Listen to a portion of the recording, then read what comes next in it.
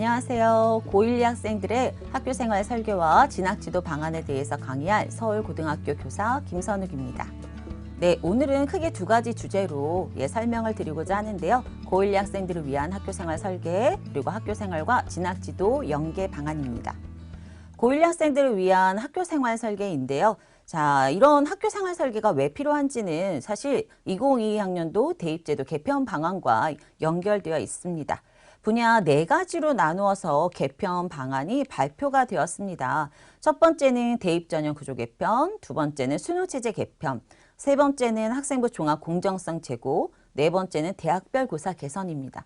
그런데 오늘 저희가 학교생활 설계와 연결된 부분은 바로 학생부 종합 공정성 제고 부분입니다. 저희가 이 부분에 대해서 고교 학생부 기재 개선에 대해서 좀 자세히 알아보도록 하겠습니다. 고교학생부 기재 개선에서 일단 학교생활기록부 항목별 변경 사항에 주목해 주실 필요가 있습니다. 세 번째 수상 경력인데요. 지금까지는 수상의 개수를 굉장히 중요하게 생각했는데 이제는 수상 경력은 기재되지만 저희가 수시와 정시 이제 학생부는 주로 이제 저희가 수시에서 반영을 하니까요. 상급 학교 대학에 제공할 때는 학기당 하나만 학생이 선택해서 제출하도록 되어 있습니다. 이게 가장 큰 변경이고요. 그다음 네 번째, 소논문이 미기재됩니다. 수업 중에 연구 보고서를 작성하는 경우는 가능한데 소논문이라고 하는 것은 기재할 수가 없습니다. 그래서 수업 중 연구 보고서 작성이 제시된 과목은 교과 세특의 성취 수준의 특성, 교과 적성, 학습활동 참여도 및 태도를 기재해 주시면 됩니다. 자율동아리도 여러 개 운영하는 학생들이 있었는데요. 이제는 학년당 하나만, 또 설명도 30자 이내로 축소되어 있습니다. 글자수 축소된 항목들이 굉장히 많습니다. 자율 동아리 활동의 특기사항은 500자, 봉사활동의 특기사항은 아예 미기재되고요. 진로활동의 특기사항은 700자, 담임선생님의 행동특성 및 종합의견은 500자로 전체적으로 글자수가 축소되어 있기 때문에 이 부분에 대한 고민을 저희가 해봐야 될 것 같습니다. 학교생활기록부의 항목별 변경 사항 때문에 학교 프로그램의 변화가 필요합니다. 왜냐하면 저희가 수상의 개수보다는 지금 이제 질이 중요해지는, 왜 학기당 하나를 학생들이 선택하기 때문에요. 질이 중요해지고요.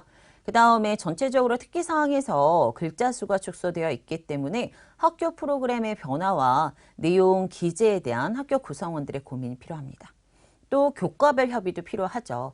왜냐하면 2015 개정 교육과정 안에서는 학생들이 선택 과목을 이제 하도록 되어 있는데 이 선택 과목이 굉장히 다양해질 수 있기 때문에 이런 교육과정에 대한 고민, 그리고 평가의 기준, 평가의 내용과 시기에 대해서도 저희가 많은 협의가 필요합니다. 특히 평가의 내용과 시기는 굉장히 중요한데요. 저희가 지금 그 학교생활기록부의 변경 사항에서 여전히 가장 강조되고 있고 사실 변함없는 부분은 뭐냐면 바로 교과 세특이거든요.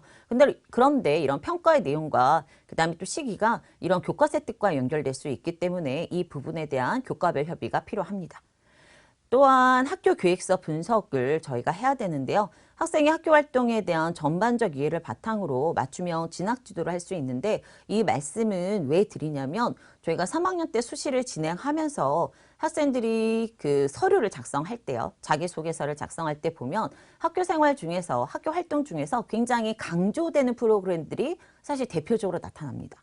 근데 그렇지 않은 프로그램들도 있거든요. 그렇다면 좀 학생들이 굉장히 좋아하고 만족도가 높았고 그다음에 대학에 제출할 때도 좀 강조되는 그런 활동들이라면 강화시킬 필요가 있겠고요. 좀 활동에 있어서 반영이 좀 낮다라고 생각하는 것들은 어떻게 하면 보완할 것인가에 대한 고민도 필요할 것 같습니다.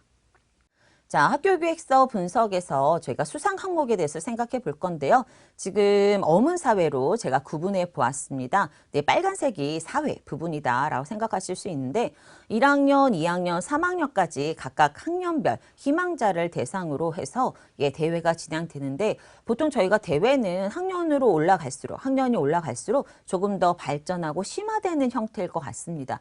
그런데 맨 마지막에 시사만평 그리기 대회가 좀 적절하지 않은 것처럼 보인다. 이럴 경우에는 어떻게 할 수 있을까요? 이거를 뭐 1학년이나 2학년으로 내리고 사회현상 분석 보고서 대회가 저는 굉장히 좀 좋은 대회다라는 생각이 들거든요. 학생들의 역량을 보여줄 수 있기 때문에 이런 대회로 대체할 수도 있고요.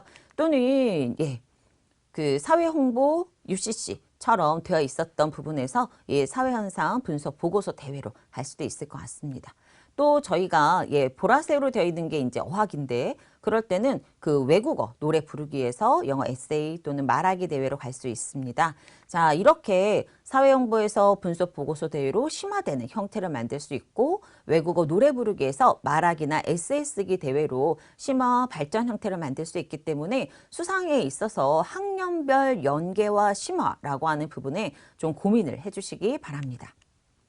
또한 이제 교육과정과 과학 진로로 여러 가지 대회가 있는데 특히 과학 분야에서는 과학탐구 토론대회나 페임랩 경연대회가 굉장히 좋을 것 같습니다.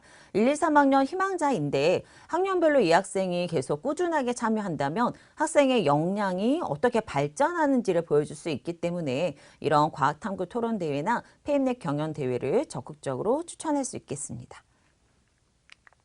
자, 학교계획서 분석에서 저희가 창의적 체험활동에 대한 분석도 필요한데요. 이유는 이런 체험활동을 진행하기 전에 이 활동에 대해서 학생들한테 안내를 해주면 굉장히 큰 도움이 되는 것 같습니다. 진로 탐색에 대한 다양한 활동들의 연계성과 추후 지도 과정에 대해서 저희가 고민하게 되는데 그럴 때 이 활동이 어떤 전공을 하는 학생들한테 어떤 전공을 희망하는 학생들한테 도움이 될 것 같다라고 한다면 이 활동의 의미 그리고 끝나고 나서 이 활동을 다른 교과 또는 동아리 또는 독서와 어떻게 연결시킬 수 있는지 같이 고민해 주시는 부분들이 필요하고요. 그리고 이런 참가 내용에 대해서 일괄 입력하기보다는 왜냐하면 저희가 글자 수가 축소되어 있으니까요. 각각 프로그램을 참여한 다음에 학생들이 소감문을 작성하고 그 추후 지도를 하게 된다면 기록할 때 조금 더 학생한테 맞춤형으로 또는 개별적 특성을 살려서 기록할 수 있지 않을까라는 생각이 듭니다. 자, 진로활동인데 진로활동은 1년의 연간 계획을 가지고 학교별로 진행이 되는 것 같습니다. 진로활동 같은 경우는 저희 진로 선생님들이 자료들을 많이 공유하셔서 학년별로 또는 학교별로 좀 비슷한 패턴으로 움직이고 있는데요. 이렇게 학과 찾기 진로 설계를 할 수 있고요. 또한 대학에서 이루어지는 학과 체험도 할 수 있습니다. 또 동아리별로도 진로 직업을 체험할 수 있고 이런 내용들을 바탕으로 해서 1학년 때는 나의 롤모델 발표대회, 즉 수상하고 연결되는 부분이겠죠. 그리고 나면 2학년 때는 사실 3학년을 설계하기 위한 이런 컨설팅도 가능합니다. 자, 이런 진로 활동의 계획을 보고 우리 학생들이 어떻게 자기가 좀 주도적으로 자신의 진로를 찾아 나갈 것인가에 대해서 같이 고민해 줄 필요가 있을 것 같습니다. 진로 탐색과 전공의 연계에 대해서 제가 말씀드리고 있는데요. 우리 학생들은 사실 중학교 1학년 때 자유학년제를 이수한 학생들입니다. 하지만 아이들의 꿈은 끊임없이 변합니다. 3학년이 돼서도 변할 수 있고 이것은 너무나 자연스럽거든요. 그래서 1학년, 2학년 때 어떤 전공에 대한 설계를 하기 위해서는 진로 탐색이 필요하고요. 이런 진로 탐색과 함께 반드시 있어야 되는 것이 무엇이냐라고 하면 전공에 대한 이해가 필수적으로 이루어져야 됩니다. 자, 전공에 대한 이해는 대학에서 제공하고 있는 전공 가이드북, 그 다음에 학교에서 이루어지는 진로 특강, 또 대학별로 전공 탐색 프로그램을 활용하기 때문에 이런 여러 가지 활동들을 좀 참고해 주시면 도움이 될 것 같고요.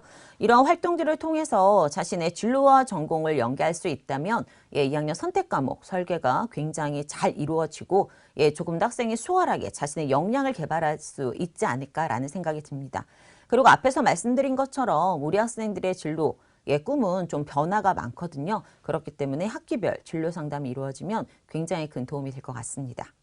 자, 전공 탐색을 이런 사이트에서 할 수 있는데요. 대학을 검색하면 이런 다양한 학과들이 구동되는 것을 볼 수 있습니다. 이 중에 관심 있는 학과를 클릭하시면 다음과 같이 이렇게 같은 색깔로 묶이는 그런 학과들이 안내가 됩니다. 자, 이 학과들은 뭐냐면 연계 전공이라고 이해해 주시면 됩니다. 이 연계 전공이라고 하는 것은 무엇이냐면 성격이 좀 이렇게 교집합이 나타나는 부분들이 있다는 뜻인데 A대학에서는 행정학과가 있을 수도 있고요. B학과에서는 행정학과 대신에 사회학과가 있을 수도 있습니다. 자, 그럴 때 우리가 나는 행정학에 맞춰서 그 전공 설계를 했는데 그러면 이 학과들을 쓰는데 어려움이 있다. 이 대학을 지원하기 어려운 것인가? 라는 고민보다는 학과들의 성격이 비슷하기 때문에 이런 비슷한 전공 안에서 그쵸? 저희가 대학을 지원할 수 있다라고 생각하시면 되겠습니다. 그러면 대학의 전공 가이드북 활용법을 알아볼까요?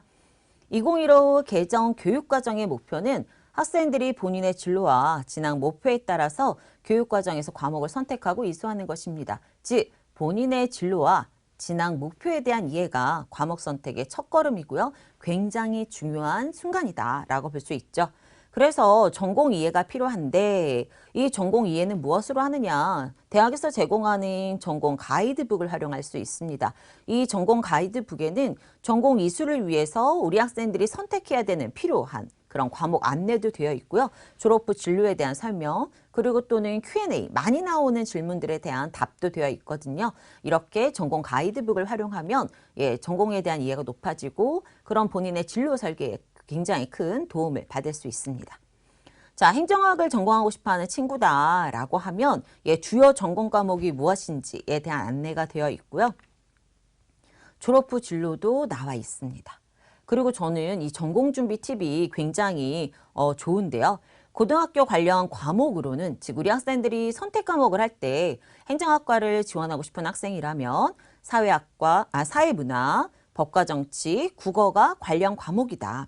왜? 행정학은 정부 기관 및 다양한 단체에서 일어나는 일들과 관련이 있기 때문에 실증적 연구를 하는 학문인 것만큼 정치, 경제, 사회문화 등 다양한 시사적 관심을 가지고 있는 것 좋다. 그럼 우리 학생들이 학교 활동에서 시사적 관심이라고 하는 부분에 포인트를 좀 맞춰주면 되겠죠. 또한 분석적이고 논리적 사고력을 키우기 위해 신문을 활용하는 것도 도움이 된다.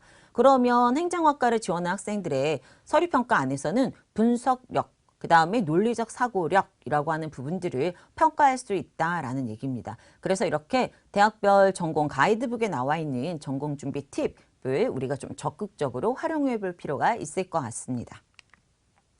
자, 이제 Q&A인데요. 유사한 분야인 정책학은 어떤 학문인가요? 왜냐하면 이제 같은 그룹 안에 묶여있는 경우들이 되게 많거든요. 그러면 행정학과 정책학의 공통점 또는 차이점에 대한 설명들이 되어 있기 때문에 이렇게 유사한 학과의 차이점에 대해서도 저희가 확인해 줄 필요가 있을 것 같습니다.